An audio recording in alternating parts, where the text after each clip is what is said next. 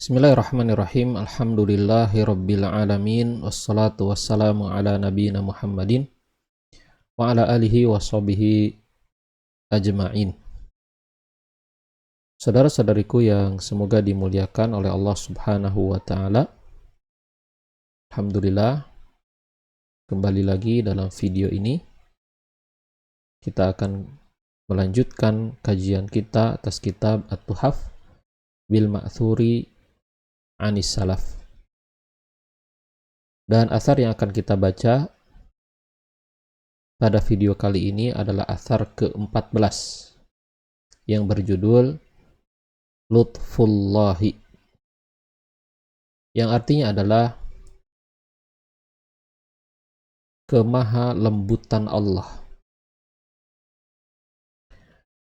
Penulis mengatakan an Aun ibn Abdillahi rahimahullahu qal,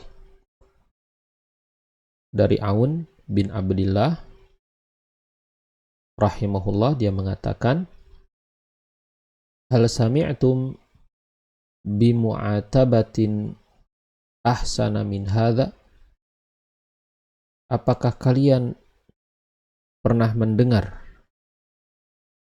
dengan satu teguran yang lebih baik dari ini? Bada'a bil afwi qablal mu'atabah, Allah memulai dengan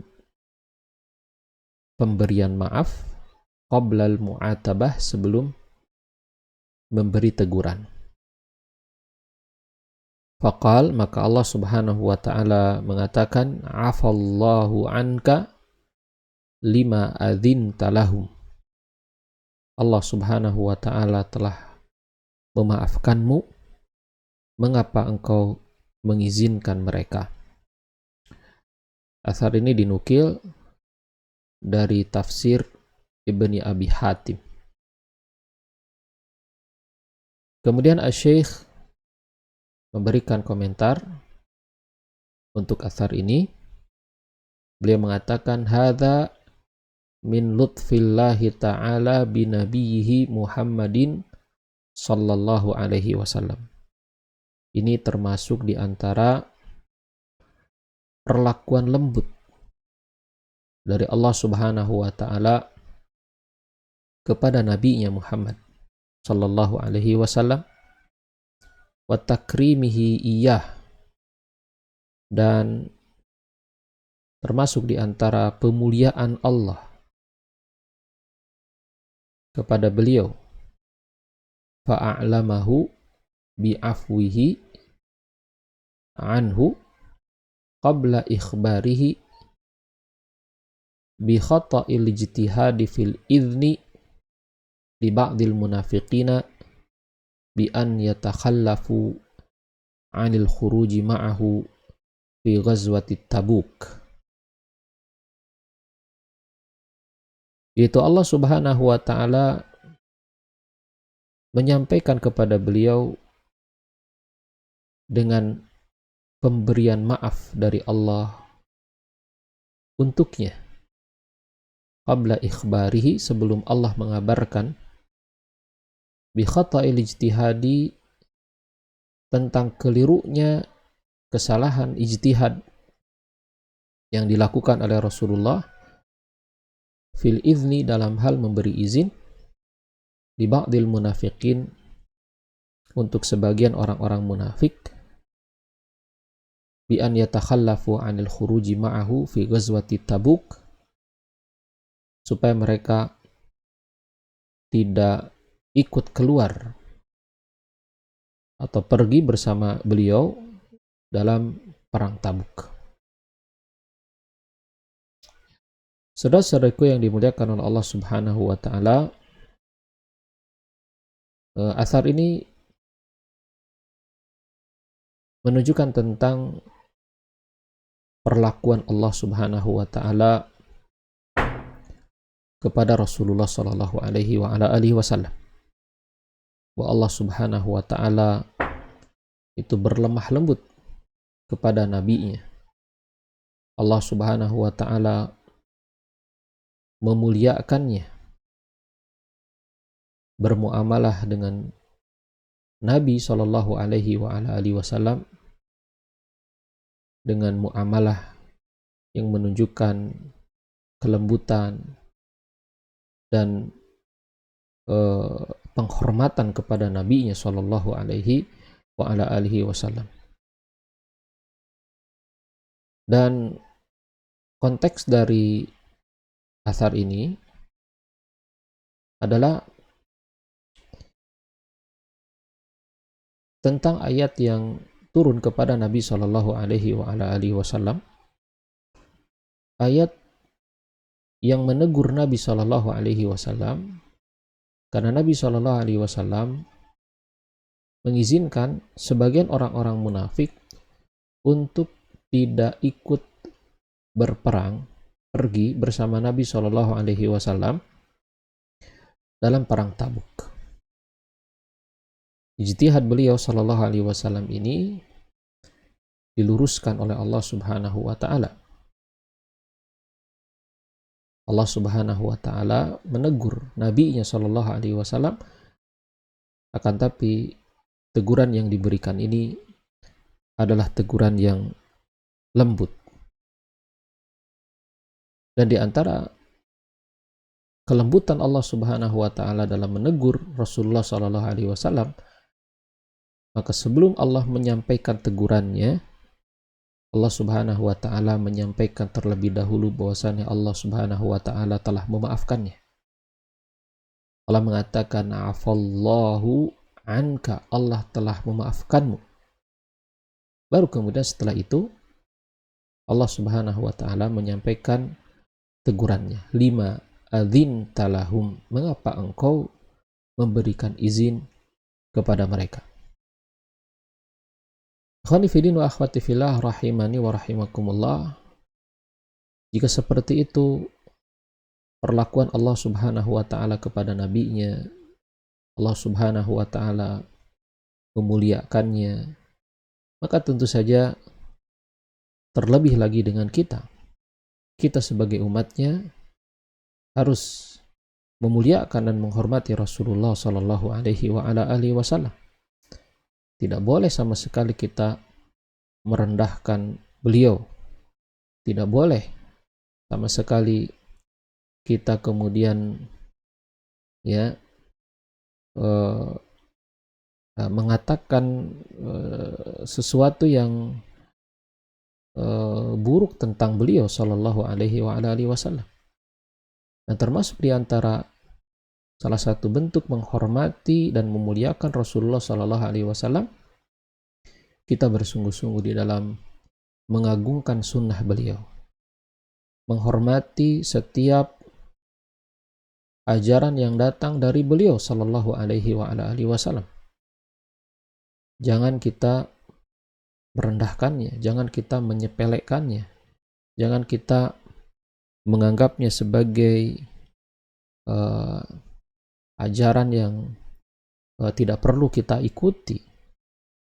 Maka ini termasuk di antara cara kita juga memuliakan Rasulullah Shallallahu Alaihi Wasallam. Dan termasuk juga di antara cara kita memuliakan Rasulullah Shallallahu Alaihi Wasallam, berakhlak baik kepada beliau, itu kita senantiasa bersolawat untuk beliau. Kita senantiasa menyampaikan sholawat untuk Rasulullah Shallallahu Alaihi Wasallam sebagaimana diperintahkan oleh Allah Subhanahu Wa Taala. Bahkan Allah dan para malaikatnya pun bersolawat untuk Nabi kita Muhammad Shallallahu Alaihi Wasallam. Kemudian yang berikutnya, athar yang ke-15 berjudul Mu'alajatun Niyah. Mu'alajatun Niyah, ya, artinya adalah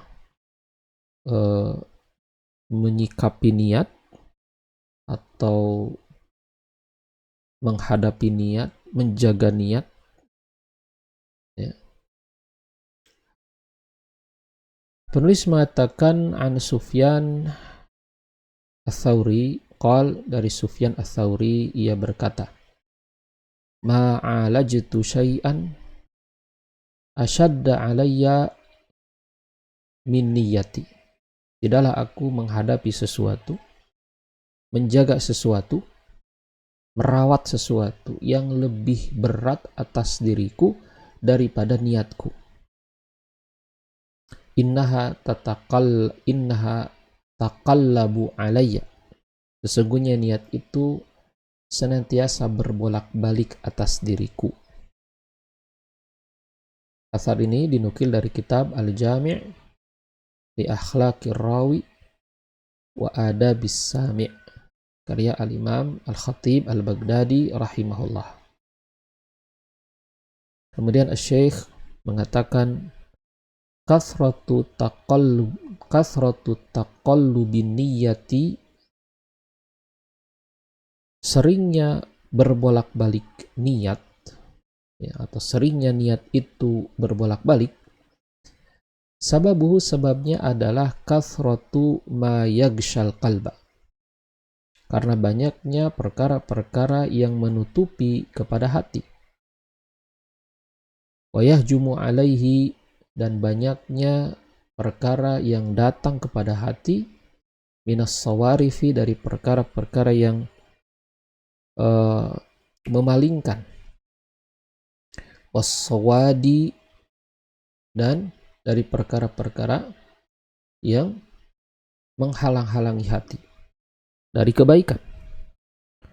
Mimma yatatallabu dawama mulahadhatin wa inayatin, di antara perkara yang menjadikan,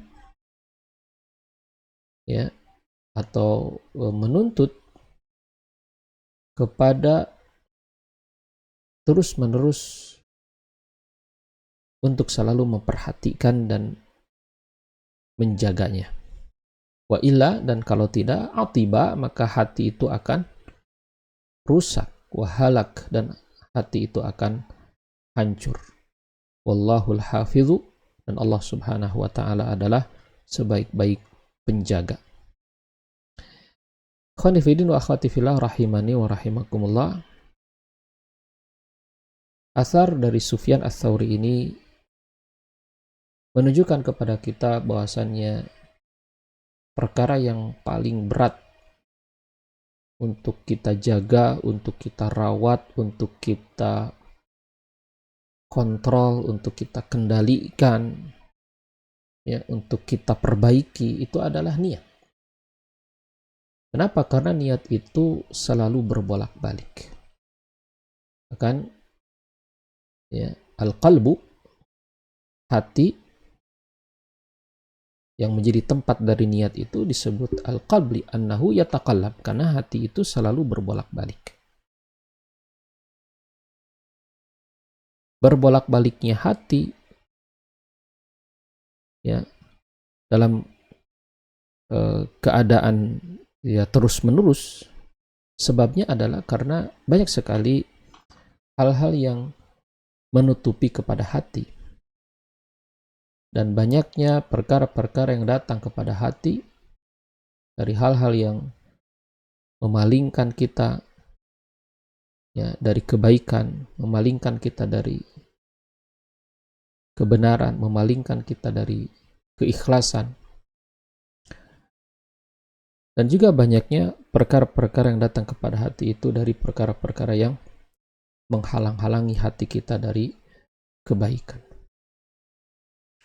Nah, keadaan hati yang seperti ini menuntut kita untuk selalu memperhatikan hati, untuk selalu menjaga hati. Bahkan perhatian kita terhadap hati itu harus kita lakukan terus-menerus, setiap saat, bahkan setiap detik. Karena hati itu berubah-ubah, ya, dalam waktu-waktu tersebut. Perubahan hati itu tidak setiap hari, bahkan setiap saat, setiap detik. Hati kita itu bisa berubah, niat kita itu bisa berubah.